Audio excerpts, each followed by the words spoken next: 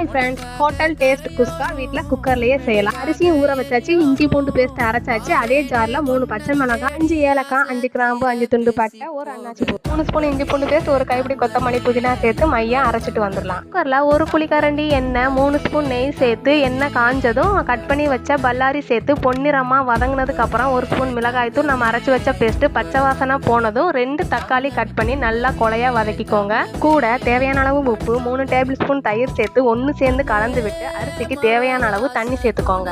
கலந்து விட்டு உப்பு உரப்பு செக் பண்ணிட்டு கொதி வந்ததும் நம்ம ஊற வச்ச அரிசியை தண்ணியை வடிச்சு சேர்த்துக்கலாம். லாஸ்டா ஒரு வாட்டி மிக்ஸ் பண்ணிட்டு குக்கரை மூடி போட்டு மூடி ஸ்டீம் வந்ததும் விசில் போட்டுடலாம். குக்கர்ல சாதத்துக்கு எத்தனை விசில் வைப்பீங்களோ அத்தனை விசில் வச்சுக்கோங்க. ஸ்டீம் ரிலீஸ் ஆனதும் ஓபன் பண்ணலாம். சூப்பரா உதிரி உதிரியா நமக்கு குஸ்கா ரெடி. கரண்டி வச்சு எடுக்கிறதுக்கு முன்னாடியே இதை வேற ஒரு பாத்திரத்துக்கு மாத்திருங்க, இல்ல அடியில உள்ள சோறு குழஞ்சிரும். நீங்க கண்டிப்பா ட்ரை பண்ணி பார்த்துட்டு எப்படி இருக்குங்கிறத கமெண்ட்ல சொல்லுங்க. தேங்க்ஸ் ஃபார் வாட்சிங்.